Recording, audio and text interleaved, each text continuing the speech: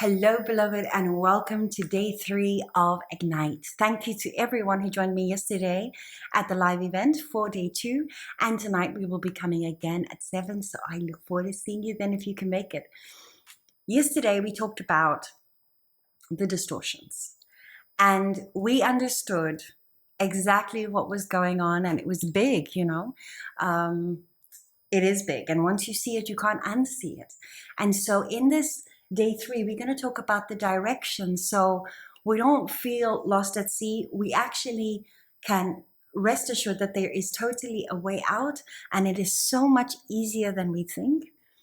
And this has become the dedication of my work. This journey is a summation of my whole life, actually. And as I share this with you, I hope that you can recognize it as more than words, but a true pathway. And has benefited me tremendously the last 2 years, if not have really rescued me from the depths of the well to grow into the full expression of who I am today. It's taken me 2 years to actually be able to share this, and I'm excited to do so. So let us begin. We understand that everything is built like in pyramids. So this framework is also going to start with first dimension. What is it really about? What is the core thing? And I have found it to be authenticity. I received the word authenticity in 2011, end of 2011, beginning of 2012, when I had to decide what my name of my company was. I just finished a 15-year career. I just granted myself permission to engage as an entrepreneur and start a whole new career for myself. I knew that training and teaching and learning was my calling. And I knew that what I wanted most was to empower people to be who they were. And authenticity simply means to me the real. Okay, the reality of you. So that's why in the Arise Academy, we are focusing on making sure that we are creating spaces for you to find your own light within. We can only facilitate the experience because the light is already within you. So it's you being real with you and being real with everybody. Now, why is it so hard for us to be real? Well, the first thing I want to tell you is it's not really your fault, because we, in the first dimension, we are as real as it gets. That little seed, right? That little sperm, that little spark. That is, you can't be more real than that. But then we also know that there's this process. So what is the other things that show up? So, excuse me, authority.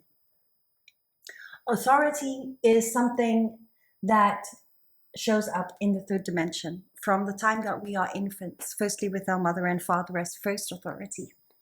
And we realize that there is authority within ourselves as we master our yes is our yes, our no is our no.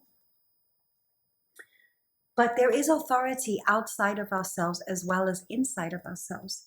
And there's another aspect or another dynamic, which is acceptance. I also understand that as a human being, that if I have the authority and I give it to an authority outside of myself, then I also have to accept that this authority will treat me right. And this, in the world that we live in, is, I think, the most important thing I could dedicate my life to, is the illumination of supporting people to know the reality of their potential, and me knowing the reality of my potential, me staying authentic to myself and respecting authorities that may be, yes, and accepting that I have the authority of the creation of my own life. Yeah. So there's internal, external forces, and all of this is in you. In you. So how do we figure this out? Well, the way that I've seen it, the way that I've kind of worked it out, is I've understood that here we are in the now, And this way, there is the past, and this way, there is the future. And again, we speak about the authority. What actually is holding authority over your life is the past, is what has told you who you are, or the experiences that you've had, and through your experience, you think that that's the only way it can be. When people start working with me, I cannot tell them what they will experience in the future and how they will change, because it really depends if they are willing to take authority over what has happened in the past. Okay? And in authority, we also have our masculine energy activated, right? It's the one who moves. The authority is our masculine energy, is our past. And there's all sorts of things in the past, the way it's happened for other people, their advice, the history. And I would say the history is here, the history is here. And the past is his story. And the past has really kind of locked us in as if this is the only potential. And as I was discovering and going through this process, and I was accepting how much authority I had actually externalized from me, and I have never accepted the role of victim in my life. Never, ever, ever. I think if there's one thing that's kept me going, which can be like the ground level of my resilience, is I do not give up until it's time to let go, right? But the future aspect is truly our feminine. Here we are walking in space and time. And this is her story. Her story of how she really wants, because the feminine has the dream, the masculine aspect has the plan. He has the means, but he doesn't understand the dream. The woman's got the dream, but she doesn't know how to put it into practice. And this is how masculine and feminine energies, through accepting authority and authority, understanding that it's serving the whole, this reciprocal process starts harmonizing. So how do we do this? Well, I was guided to create a process, because this was in 2017, I believe, that the whispers started coming through. And then it landed around 2019 when I was in the jungle in Costa Rica. And I received in a meditation, the mother said that a seed, if planted in fertile soil, no, if a seed is not planted in fertile soil, it will never have the opportunity to become its innate potential. So I had realized in that moment I had never failed, because I had never been planted in good soil. I had always been put on concrete, and I'd been put all these standards of what I had to live up to. And gosh, I tried. I worked so hard, and I tried to do everything and be everything for everyone. And every single time, this little being in the now was just desolate. And why do I keep falling in this trap? So I had to get out of it. I had to stop believing in what this one was saying. And I had to take my own authority to say, is it real? Is it real? And the only way that I have come to understand that I've accepted so much trauma from my past is because my ancestors have not known better. We have been confounded by these certain restrictions in life. But now that is no more. That is no more.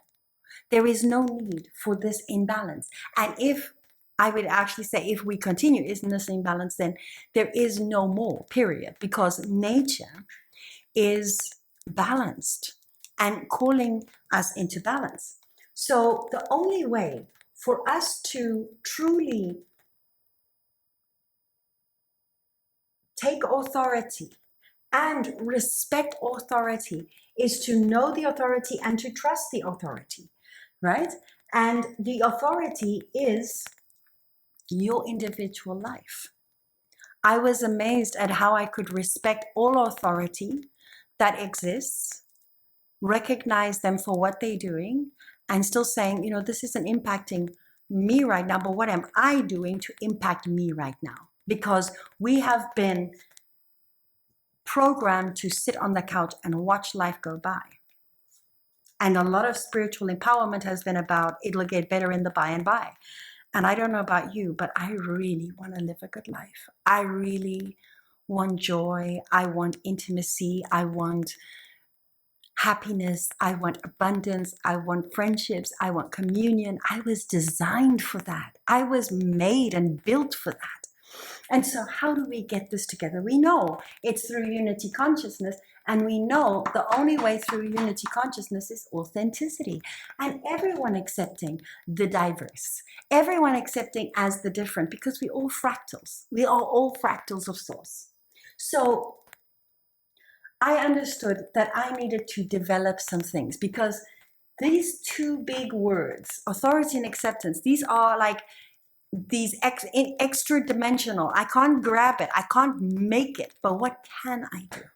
And that is the process that I was guided to build for the collective, and the process that we are going through. First of all, I recognized to get to my authenticity, the one thing I really needed is I needed to know who I was. And that meant I needed sovereignty, who I am. So sovereignty was the first thing to build. And once I went through the 3 months of sovereignty, then my next thing that became clear that I needed to understand was, what is my sacred service? What is my sacred service in the world?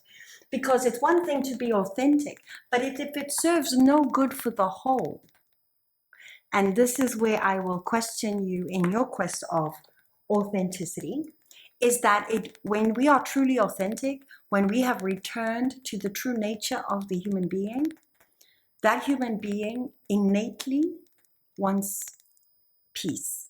That is the true human soul. If in you, you want everything else but peace and are willing to kill everything else to get there, then this is not going to work for you. But for everybody else, this works.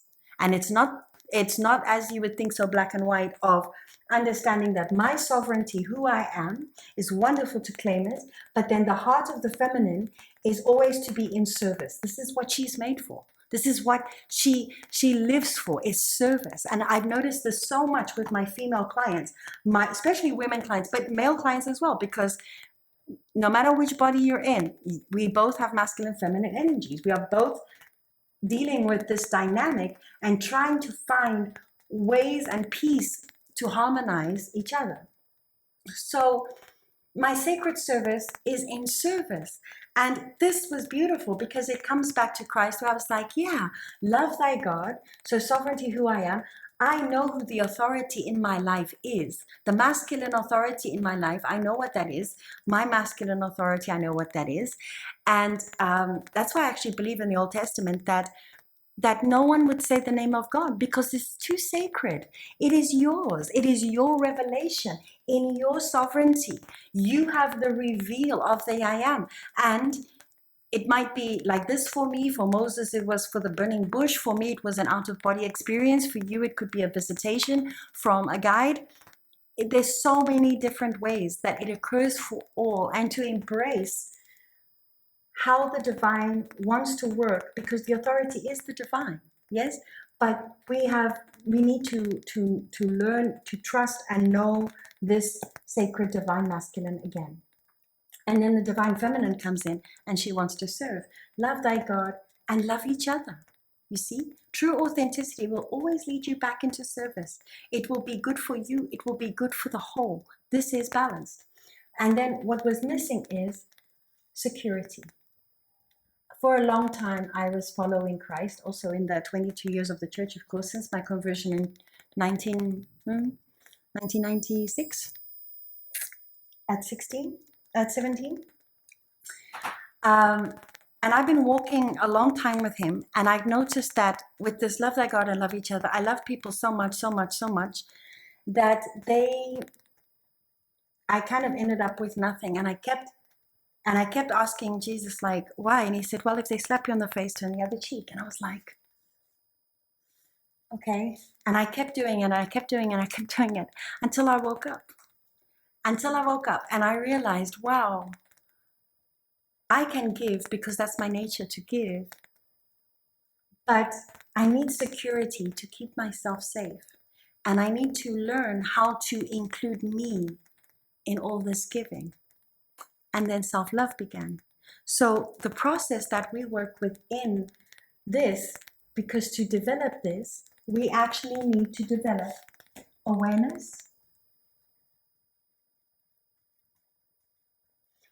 No one can tell you who you are, and certainly myself as a guide, as a channel, as a portal, I am not here to tell you who you are, because that is the great love, mystery, and discovery for you to say yes or no to, and for you to own your awareness and everything that's in it. And here we look at the clarity to know your calling, and from that calling, your confidence emerges.